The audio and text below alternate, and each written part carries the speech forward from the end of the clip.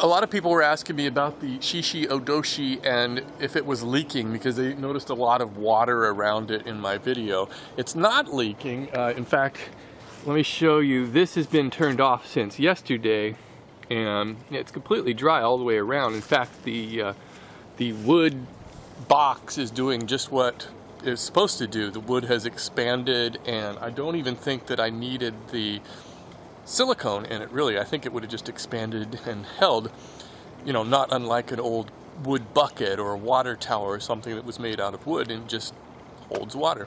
But it does lose water, and let me show you what's going on. It's from this pipe here, and when it goes down and dumps out the water and comes back up, the water actually runs back down here and out this way, making it look like this part is leaking. Let me turn it on and I'll show you. Okay, I've just turned it on, and so far, so good. Not bad at all. Just give it a few seconds here. Okay, see, did you see the water going down there? Okay, now watch when it comes back up. See that? It starts to run down here, and so eventually that accumulates and starts leaking.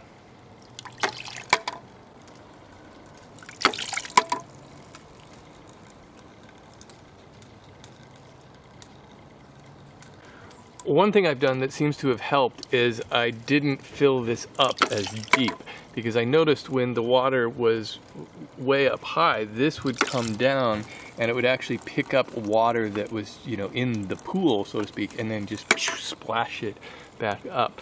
I've also turned down the stream.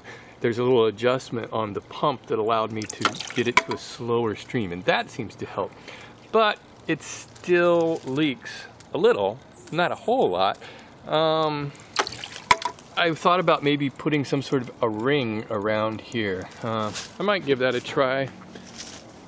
But, you know, it's outside and it's not the kind of thing that's going to be running 24 hours a day. So if I run it for an hour or two, it seems to, you know, not leak out everything. So I think I'll just leave it. Another thing I wanted to address on this was a lot of people were concerned that I left the screws and these bands visible on there, and I don't know, I guess it's to each their own. To me, that doesn't bother me at all. In fact, I kind of like seeing the fasteners on there. I don't really see a reason why to cover them up necessarily, but you know, I guess you could. Here's something really cool you might want to try out. Steve French down in Florida sent me 4 of these little cubes that he makes. He makes a lot of them. Let me show you what they are. So they're sort of like my cube in a cube project. What he does is he takes a block of wood and then he drills some holes through it almost all the way through. And when you get to this point, what you can do is take a knife and you start carving it away to reveal the ball in the center and sort of a ball in a cage So I haven't cut out any of these yet, but here's some pictures that Steve sent. You can see him carving out the center part and then working his way out. Finishing it up really nicely.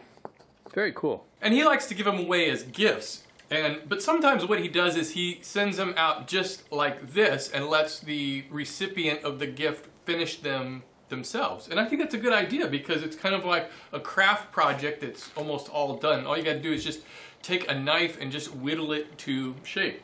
So anyways, cool little idea. Thanks, Steve, for that.